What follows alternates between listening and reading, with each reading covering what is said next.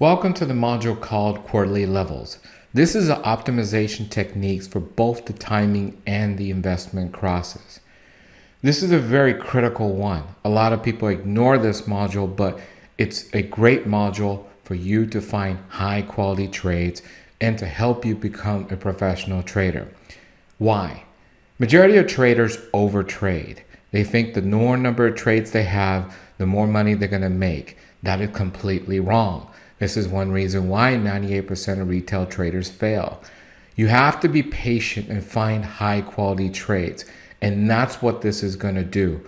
This module is going to keep you focused. It's going to tell you what the settlement for a particular instrument is going to be for a long period of time. Once you know what that settlement is, then you could look for timing investment opportunities in that same direction. So it's a great optimization technique, and let's go for it. Let's go for the high-level definition of what we're going to be doing with the quarterly levels. As we mentioned, quarterly levels is an optimization method that keeps traders focused in which direction they look for the trades, bullish, bearish, or do nothing. This method is timing based. Here are some of the things to note. Two levels will be determined. The very first one will be at the beginning of the quarter, and the second will be in the middle of the quarter. The settlement is determined by having two bars consecutively above or below the level. Timing trades will only be in the direction of the quarterly settlement once determined. If you don't know what the quarterly settlement is going to be, you cannot take any timing-based trades. Settlement can change if price breaks the level. You're going to look at everything again at the end of the bar, never inner bar. So settlement can change if price breaks the level at the end of the bar. And that's the key thing to note about the settlements and their changes. So the very first thing you need to do is turn on the quarterly levels. The default level in the iMTF indicator is off. So if you go to the indicator, click on that little spokes wheel. When you see it at the top left-hand corner, you could edit the indicator.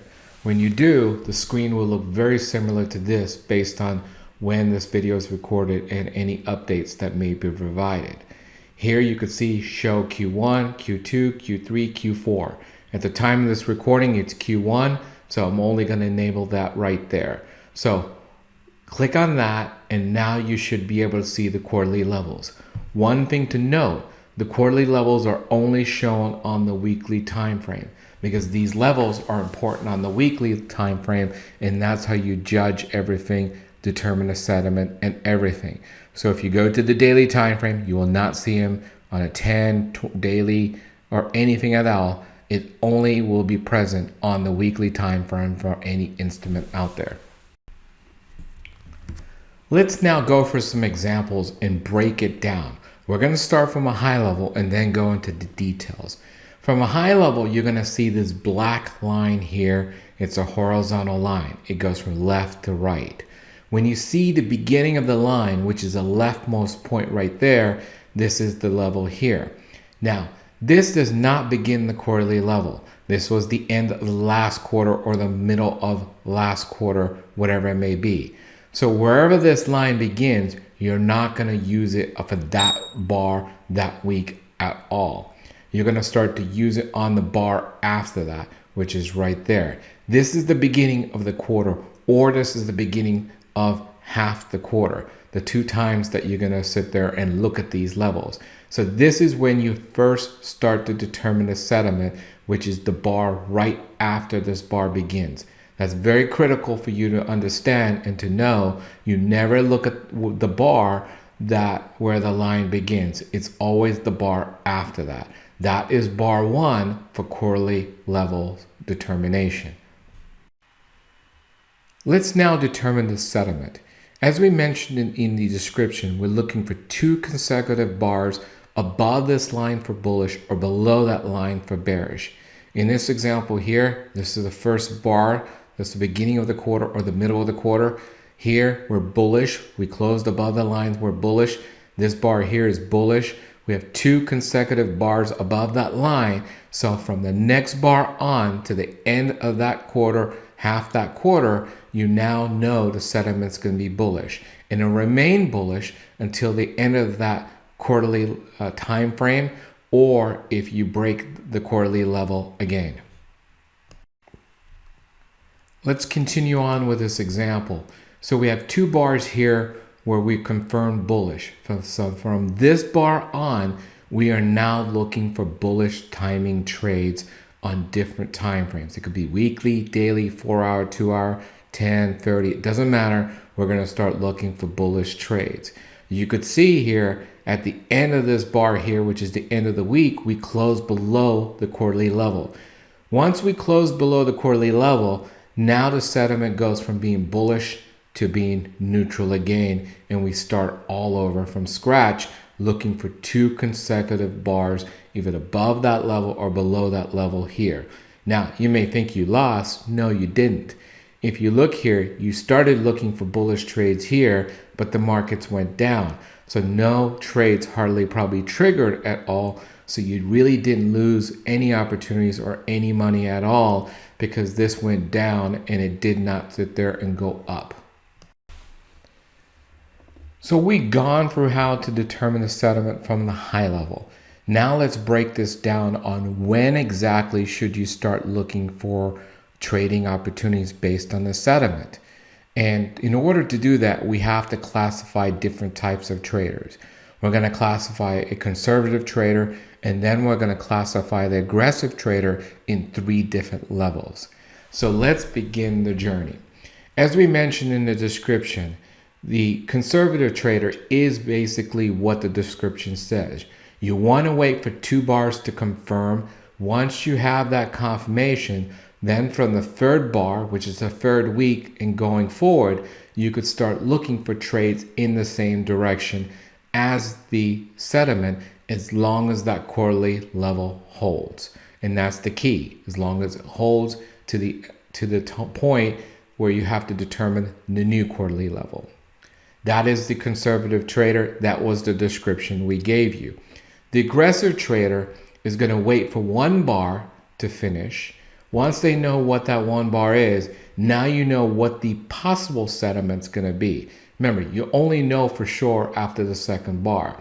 But what this aggressive trader does is that when they know what the 1st bar sentiment's going to be, then in the middle of the 2nd bar, which is the middle of the week, typically around Wednesday, you're now going to start looking for trades, timing trades in the same direction as that trade, in that sentiment.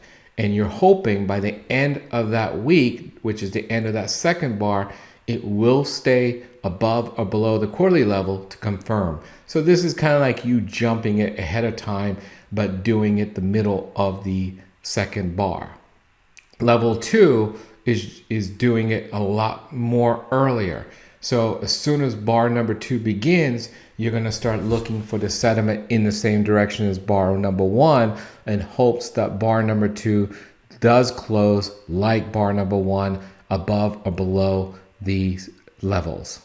And level 3 doesn't wait at all. If you're above the quarterly level, you're always going to look for bullish timing elements. If you're below the quarterly level, you're going to look for bearish timing elements. So if price swings back and forth on the quarterly level, so will your sentiment, and so will your trades in what direction you're looking for. So these are the different types of traders, and the thought process is here. Me, myself, personally, I am aggressive level 1. I'm not conservative at all. I'm more towards aggressive level number 1. But you have to find what you're comfortable with and go towards that route. Let's take the same example, and now let's portray it for all the different types of trader. The conservative, as I mentioned, looks for 2 bars consecutive above the quarterly level for bullish or below the quarterly level for bearish. You have them here. So on this bar going forward, you'll start looking for bullish timing elements as long as you hold this line here. Aggressive level 1, you're going to wait for 1 bar to close above or below that quarterly level. You have it right there. Now what you're going to do is, this is the 2nd bar. At the beginning of the bar, which is the beginning of the week, since it's weekly, you're not going to do anything at all. Only at halfway in the week, which is middle of Wednesday, you're now going to look for timing trades in the same direction of the sentiment, which is bullish for this example. So you will start on Wednesday to look for bullish opportunities of this bar, which is the second bar. Level 2 here will look for opportunities after the first bar. So first bar here is over. Now at the beginning of the week, you're now going to start looking for bullish opportunities here as long as price is above that quarterly level. And level 3 does not care at all on waiting at all. If price is above this quarterly level, you're going to look for bullish timing elements. If price is below the quarterly level, you're going to look for bearish timing elements. And you could see here in some of these bars, it did dip down below it here. So when it went below that quarterly level, you were looking for bearish trades. When it went back above it, you're looking for bullish trades. So level 3, aggressive, is where you're not waiting for anything at all. You just be going based on the quarterly level, and that's it.